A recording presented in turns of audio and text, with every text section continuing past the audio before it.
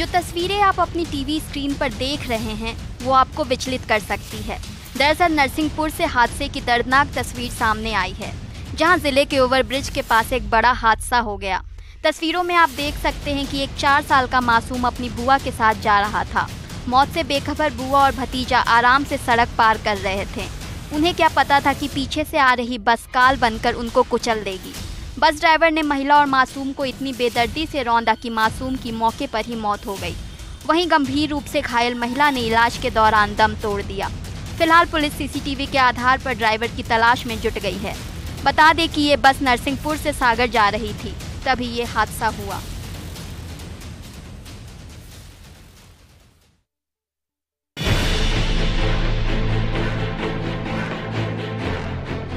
विदिशा से हादसे की तस्वीर सामने आई है, जहां बारातियों से भरी गाड़ी बेकाबू होकर दीवार से जा टकराई।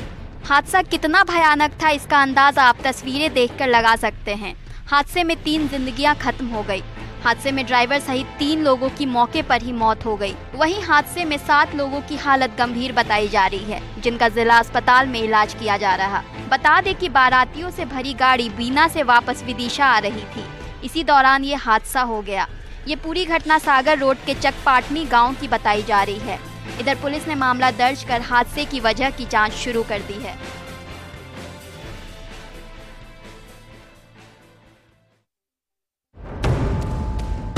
मंडला के बरेला निवास मार्ग पर 24 घंटे से लंबा जाम लगा हुआ है। ये जाम करीब 10 किलोमीटर का है। जाम के चलते दोनों ओर वाहनों की लंबी कतार लग गई है।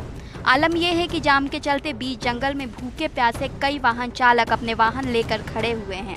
उन्हें पीने के पानी के लिए भी कड़ी मशक्कत का सामना करना पड़ रहा है। दरअसल ये जाम सकरी घाट में 2 ट्रकों की टक्कर के बाद लगा है। नेशनल हाईवे में बरवेहा ग्राम के पास बना बड़ा पुल क्षतिग्रस्त हो गया है, जिसको देखते हुए मंडला कलेक्टर ने नेशनल हाईवे 12 पर भारी वाहनों पर प्रतिबंध लगा दिया है। निवास थाना प्रभारी बताते हैं कि जिन ट्रकों का हादसा हुआ है उनका एक्सल पार्ट्स वाहन का टूट गया है। बीच घाट पर ये वाहन खड़े हैं, साथ ही लोडिंग भी है, जिसकी वजह से इनको क्रेन या जेसीबी की मदद से नहीं हटाया जा सकता। मैकेनिक के द्वारा जब तक ट्रक को नहीं सुधारा जा सकता तब तक जाम को नहीं खुलवाया जा सकता है। फिलहाल जाम खुलने के कोई आसार नजर नहीं आ रहे।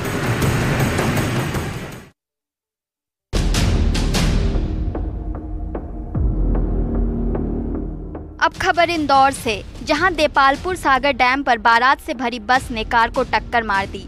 टक्कर के बाद कार 10 फीट से ज्यादा दूरी तक बस के साथ घसीटती हुई गई। इसके बाद ब्रिज पर चढ़ गई। इधर अनियंत्रित बस ने 2 अन्य गाड़ियों को भी अपनी चपेट में ले लिया। हादसे में अब तक किसी के हताहत होने की खबर नहीं है। पुलिस मामले की जांच में जुटी है और हादसों के कारणों का पता लगाया जा रहा है।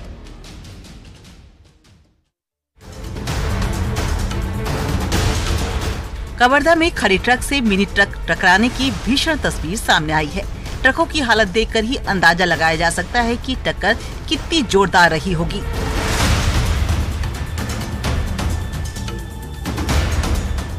आमने सामने टक्कर होने की वजह से मिनी ट्रक के परखच्चे उड़ गए।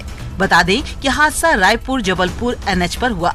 हादसे के बाद हाईवे पर जाम लग गया, जिसकी वजह से वाहनों को आने जाने में परेशानी का सामना करना पड़ा। जिसके बाद घटना स्थल पर लोगों की भीड़ लग गई और केबिन में फंसे ड्राइवर को निकालने की कोशिश होने लगी। एक तरफ दूसरे ट्रक को रस्सी से बांधा गया ताकि केबिन में फंसे ड्राइवर को निकाला जा सके। कड़ी मशक्कत के बाद ड्राइवर को निकाला गया, जिसके बाद गंभीर हालत में ड्राइवर को अस्पताल भेज दिया गया। फिलहाल पुलिस ने मामला दर्ज कर जांच शुरू कर दी है।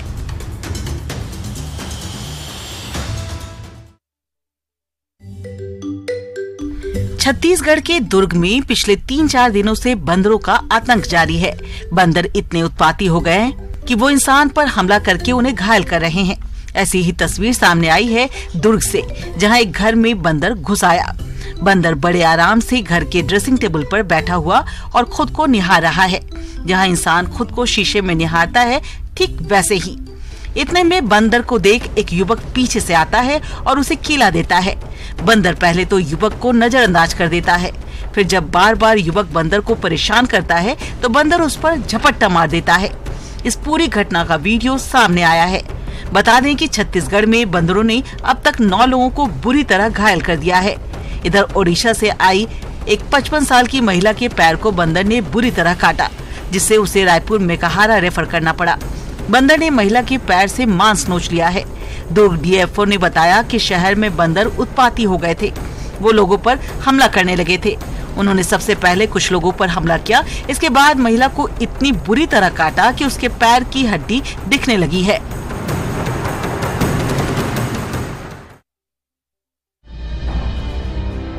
बलरामपुर से एक हैरान कर देने वाली तस्वीर सामने आई है, जहां एक बछड़ा आग खाता हुआ नजर आ रहा है। हाँ, सही सुना आपने, गाय का बछड़ा आग खा रहा है। अब भला आप सोचेंगे कि भूसा खाने वाले गाय का बछड़ा आग क्यों खा रहा है, और ये वीडियो देखकर आपका सिर चक्कर खा जाएगा। दरअसल वीडियो में दिख रहा है ये बछड़ा कोयला खा रहा है, वो जलता हुआ। इसे जो भी देखेगा वो आश्चर्य ही करेगा। रामानुजगंज के लरंगसाई चौक के पास कुछ लोग ठंड में अलाव ताप रहे थे। उसी दौरान वहां बछड़ा पहुंचता है और आग के अंगारे को खाने लगा, जिसको देखकर वहां बैठे लोग चौंक जाते हैं। वही अलाव ताप रहे लोगों ने गाय के बछड़े का अंगार खाते हुए वीडियो सोशल मीडिया पर वायरल कर दिया।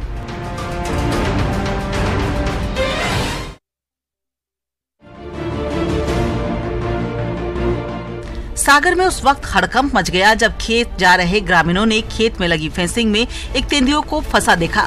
इसके बाद ग्रामीणों ने पुलिस और वन विभाग को सूचना दी। 2 घंटे की मशक्कत के बाद आई टीम ने उसका रेस्क्यू किया। बाद में तेंदुए को जंगल में छोड़ दिया गया। ग्रामीणों ने तेंदुए को फेंसिंग में फंसा देखा तो वन चौकी को सूचना दी, साथ ही डायल 100 पर पुलिस को सूचना दी। रेंजर, एसडीओ समेत वन विभाग के तमाम उच्च अधिकारी मौके पर पहुंचे। ग्रामीणों की भीड़ को दूर किया गया। रेस्क्यू के लिए बांधवगढ़ टीम से संपर्क किया गया। 2 घंटे बाद उमरिया जिले से रेस्क्यू टीम पहुंची। उसने तेंदुए को बेहोश किया, फिर रेस्क्यू वैन में डालकर पहले तो उसका उपचार किया, फिर जंगल में छोड़ दिया गया।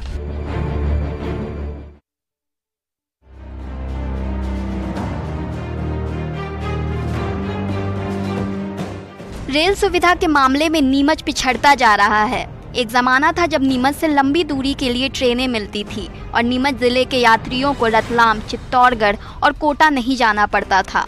लेकिन वर्तमान में नीमच में लंबी दूरी की ट्रेनों के लिए स्टॉपेज नहीं होने से यात्रियों को रतलाम और चित्तौड़गढ़ से ट्रेनें पकड़नी पड़ती हैं या फिर महंगे किराए के साथ सड़क परिवहन के माध्यम से अपने गंतव्य तक पहुंचना पड़ता है। इन हालातों के मद्देनजर बड़ा सवाल ये उठता है कि आखिर रेल सुविधाओं के विस्तार के मामले में नीमच का प्रतिनिधित्व क्यों कमजोर पड़ रहा है, जिसे लेकर आम नागरिकों के साथ कांग्रेस ने भी बीजेपी नेताओं को घेरना शुरू कर दिया है।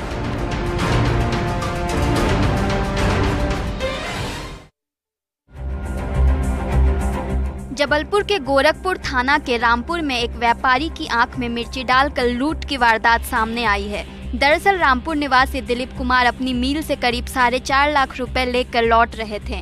दिलीप जैसे ही आदर्श नगर के पास स्थित अपने घर के पास पहुंचे, तभी स्कूटी से उनका पीछा कर रहे 2 युवक उनके पास पहुंचे और आंखों में मिर्ची डालकर पैसों से भरा बैग छीनकर भाग निकले।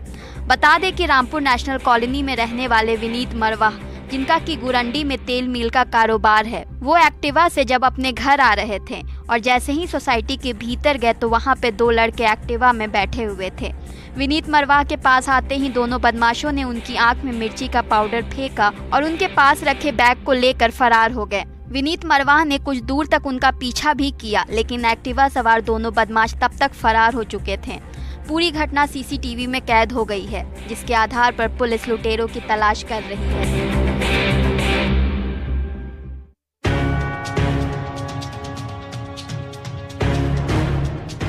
सतना में अपराधियों के हौसले बुलंद हैं, उन्हें कानून का खौफ ही नहीं है। कोतवाली थाना के सामने से मारपीट की तस्वीरें आई हैं, जिसमें आप देख सकते हैं कि एक ऑटो चालक के साथ 2 युवक मारपीट कर रहे हैं। कोतवाली के सामने दिन दहाड़े सड़क पर दौड़ा दौड़ा कर पीटा गया। घायल युवक अमन आदिवासी महादेवा का रहने वाला है। युवक के साथ न केवल मारपीट की गई बल्कि उसके अपहरण की भी कोशिश हुई। एक युवक जबरदस्ती ऑटो में बैठाने का प्रयास करता नजर आया। हालांकि घायल युवक भागकर अपनी जान बचाने में सफल हो गया। कोतवाली पुलिस ने हमला करने में शामिल ऑटो चालक को हिरासत में ले लिया है, जबकि एक आरोपी फरार है। घायल युवक ने पैसे न देने पर मारपीट करने का आरोप लगाया है।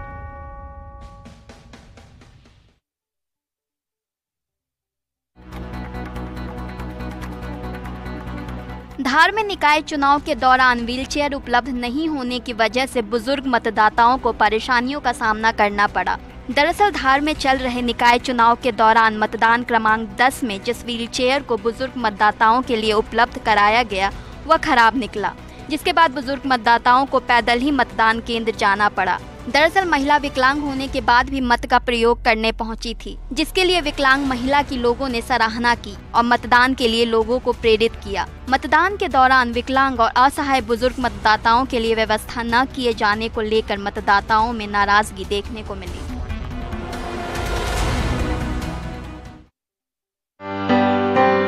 धार में मतदान के दौरान उत्साहजनक तस्वीरें भी देखने को मिली। इसमें मुख्य रूप से एक दुल्हन ने अपने विदाई से पहले मतदान किया और फिर नवविवाहिता बेटी धार से अपने ससुराल के लिए रवाना हुई। दरअसल धार नगरीय निकाय चुनाव को लेकर मतदान हुए। मतदान को लेकर लोगों में खासा उत्साह देखा गया। तस्वीरें धार के बूथ नंबर 17 की हैं, जहां नवविवाहिता दुल्हन दूल्हे के साथ मतदान के लिए पहुंची और अपना कीमती वोट डाला। वोट डालने के बाद दुल्हन अपने पति के साथ ससुराल के लिए विदा हुई।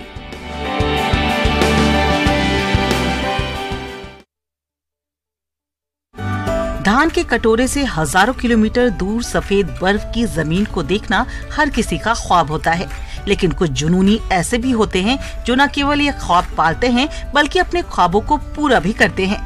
ऐसा ही कुछ कर दिखाया है गरियाबंद के युवाओं ने, जिन्होंने उत्तराखंड के केदारकंठा ट्रैक को फतह किया। 12,500 फीट की ऊंचाई को फतह कर गरियाबंद के युवकों ने प्रदेश का नाम रोशन किया है। -17 डिग्री में गरियाबंद के युवाओं ने 75 फीट का तिरंगा लहराया। खेमराज का कहना है कि सबसे कठिन हिस्सा वह दूरी नहीं है जिसे हमने ट्रैक के दौरान तय किया था, बल्कि तंग स्लीपिंग बैग में सोना था। चढ़ाई के दौरान ही तापमान 0 से नीचे 10 डिग्री तक पहुंच गया था और हम कपड़ों की परतों पर तब तक परतें चढ़ाते रहेंगे जब तक कि अगली सुबह सूरज सबसे तेज और सबसे गर्म किरणों के साथ न उठे। केदारकाठा में दिन बेहद छोटे होते हैं। सूर्योदय देखने के लिए भी कई बार तरस गए थे।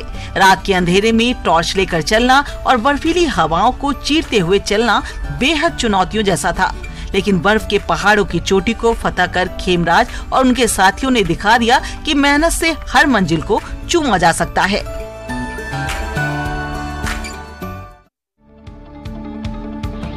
दमोह की पथरिया विधानसभा क्षेत्र के प्रसिद्ध परंपरागत चकेरी मेले का आगाज हो गया।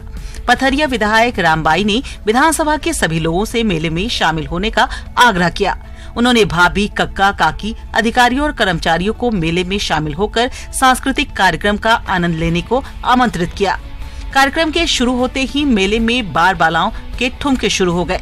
बता दें कि दमोह जिले के नरसिंहगढ़, हिंगवानी और किशुनगंज के बीच सुनार और बेबस नदी के संगम पर चकेरी धाम परिसर में वर्षों से चकेरी मेला महोत्सव आयोजित होता है। आसपास के 70 से ज्यादा गांवों के 18,000 से ज्यादा लोग क्षेत्र का प्रसिद्ध चकेरी मेला देखने आते हैं। चकेरी मेला महोत्सव में बुंदेलखंड का परंपरागत राई गीत, नगड़िया और ढोलक मजीरा के साथ महिला कलाकारों ने नृत्य प्रस्तुत किए तो उपस्थित हजारों लोग झूमने लगे। राय नृत्य देर शाम तक चलता रहा। इस दौरान लोकगीत कलाकार जीतू खरे ने कहा कि अपनी पुरानी परंपरा जो हम भूलते जा रहे थे, इसे नया रूप देने का काम विधायक रामबाई ने किया, जिसके चलते बुंदेलखंड की प्राचीन परंपरा एक बार फिर लोगों को देखने मिल रही है।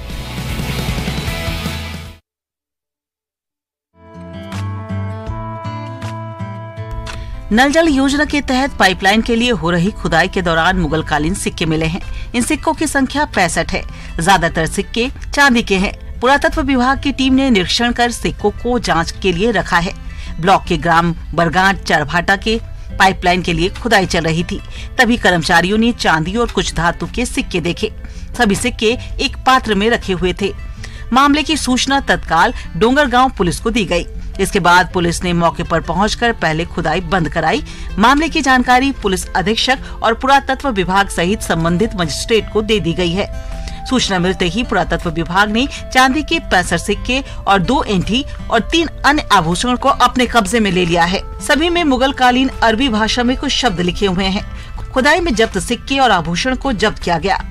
खुदाई में मिले सिक्कों की प्रामाणिकता पर अभी मुहर नहीं लगी है। थाना प्रभारी भरत बरेट ने बताया कि सिक्कों को महंत घासीदास राजकीय संग्रहालय को प्रक्रिया के तहत सौंप दी जाएगी।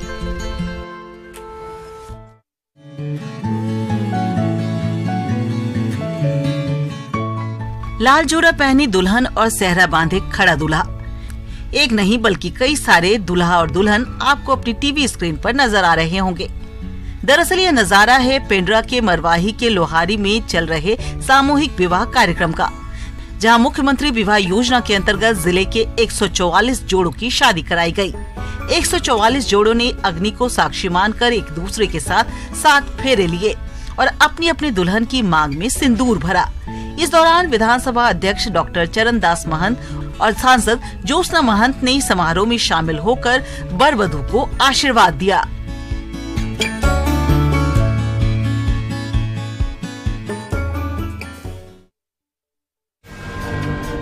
बीजापुर में स्पोर्ट्स अकादमी के 6 खिलाड़ी राज्य सॉफ्टबॉल की टीम का प्रतिनिधित्व करेंगे।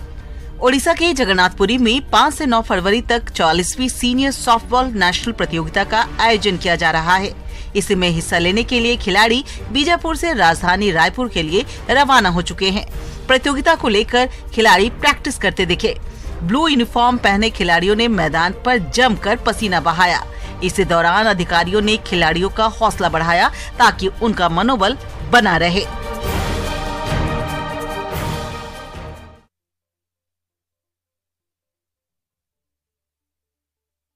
कुदरत अपने अंदर क्या क्या समेटे हुए है, इसके बारे में अंदाजा लगा पाना थोड़ा मुश्किल है, लेकिन समय समय कुछ ऐसी चीजें सामने आ जाती हैं जिसे देखकर 1 मिनट के लिए आपको अपनी आंखों पर यकीन नहीं होगा। हाल ही में एक ऐसा ही वीडियो सामने आया है जिसे देखकर शायद आप भी हैरान रह जाएंगे। वीडियो में एक मछली दिखाई दे रही है जो फुटबॉल की तरह फूली नजर आ रही है। वीडियो में दिखाई दे रही मछली के शरीर पर कांटों की संरचना साफ देखी जा सकती है। जानकारों के अनुसार ये एक पफर फिश है। ज्यादातर पफर फिश में एक जहरीला पदार्थ होता है जो उन्हें दूसरी मछलियों की तुलना में काफी घातक बनाता है। आमतौर पर ये मछली लंबी होती है, लेकिन कभी कभी इसकी बनावट क्रिकेट बॉल जैसी भी हो जाती है। इस वीडियो में जो हैरत अंगेज मछली दिख रही है वो अपने मन के अनुसार अपना आकार बदल लेती है, ठीक वैसे ही जैसे इस वीडियो में लोगों से घिरने के बाद डर से अपना बदन फुला ले रही है।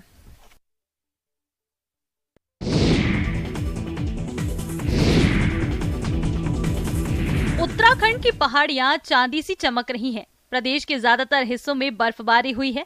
निचले हिस्सों में बारिश तो ऊंचाई वाले क्षेत्रों में बर्फबारी का सिलसिला जारी है।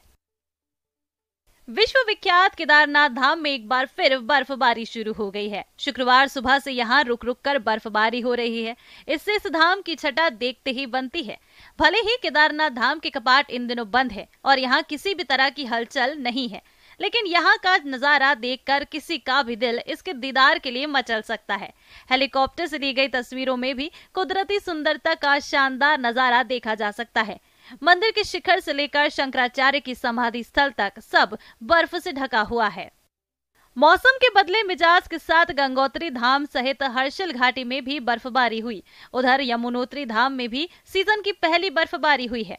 बर्फबारी से स्थानीय ग्रामीणों के साथ सेब काश्तकारों के चेहरे भी खिल उठे हैं। जोशीमठ में भू धसाव के बीच शुक्रवार को भारी बर्फबारी हुई। बर्फबारी के चलते समूचा इलाका बर्फ की सफेद चादर से ढक गया।